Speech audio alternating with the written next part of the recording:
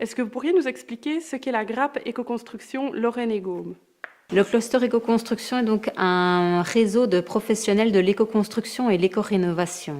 C'est-à-dire que ce sont des professionnels, ça va de architectes, bureaux d'études, entrepreneurs dans les différentes spécialités, négociants, producteurs de matériaux et également tout ce qui est centre de formation, certaines ASBL, etc. qui sont liés à l'éco-construction. Et donc, toutes ces personnes sont signataires de la charte de l'éco-construction. En quoi cette initiative est-elle innovante?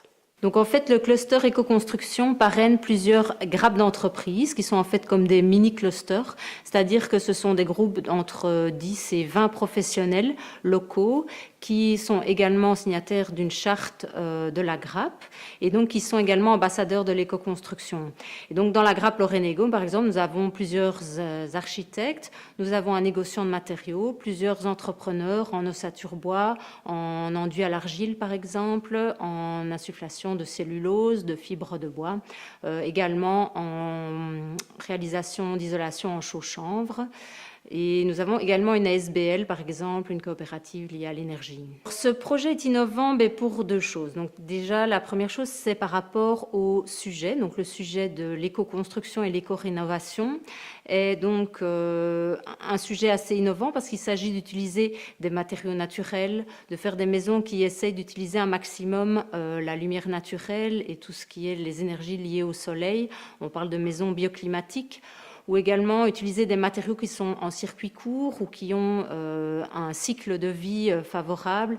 L'important de l'éco-construction, c'est vraiment de construire en respectant l'environnement et en pensant aux générations futures, tout en pensant également à la santé de l'habitant et des applicateurs. Donc en fait, la grappe Lorraine et Gaume, donc ce sont plusieurs professionnels qui apprennent à se connaître. Et donc on fait souvent des visites de chantier justement pour connaître le métier de l'un et de l'autre, pour connaître un petit peu leur façon aussi de résoudre un détail technique ou l'autre.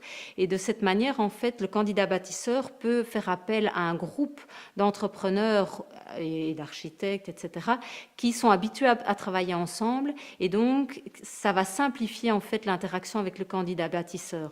Je vais prendre un exemple tout à fait concret, par exemple, l'étanchéité à l'air dans un bâtiment. On n'en a pas encore trop reparlé, mais évidemment, un des points essentiels de l'éco-construction, c'est d'avoir une enveloppe bien isolée et totalement continue. Si dans la paroi d'étanchéité à l'air, la personne qui fait les sanitaires, par exemple, vient la percer de façon non conventionnelle au niveau de l'étanchéité à l'air, eh bien, il met à mal toute l'étanchéité à l'air qui a été réalisée par un autre entrepreneur, ce qui pose un problème évidemment pour le projet. En quoi la grappe Lorraine et Gaume rentre-t-elle dans la dynamique PEPSLUX? La grappe Lorraine et Gaume intègre la dynamique PEPSLUX dans la mesure où aussi les entrepreneurs et architectes, etc., font la promotion des matériaux naturels et écologiques et de préférence des matériaux également locaux. Donc on parle par exemple d'enduit à l'argile, d'isolants de chanvre, de lin, de blocs de chaux chanvre, également de coton recyclé, tous des matériaux qui sont produits ou récoltés en tout cas localement.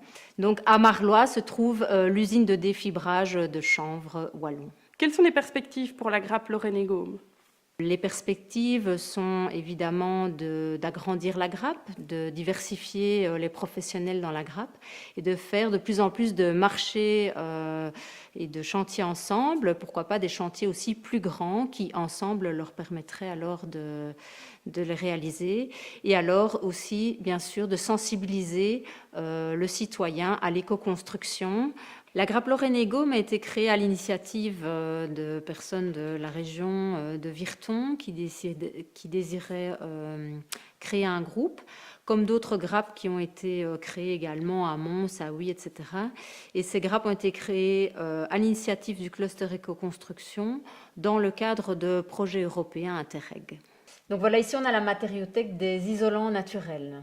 Et donc, on a toute une série d'isolants, comme par exemple ici la fibre de chanvre, qu'on peut retrouver et en matelas qu'on peut insérer entre chevrons, Oui, ben donc justement pour les coquillages ici, ce n'est bien sûr pas la matière du coquillage qui est isolante, mais l'air qui est emprisonné dans la forme du coquillage. Le matelas de fibres textiles recyclées est issu justement du recyclage de jeans.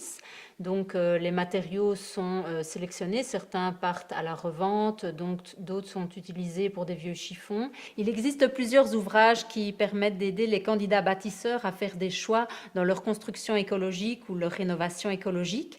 Également un annuaire des experts en éco-construction qui permettent de trouver des entrepreneurs et architectes, et plus spécialement dans votre région, la Grappe Lorraine et Gaume, avec une dizaine d'entrepreneurs et architectes prêts à vous aider.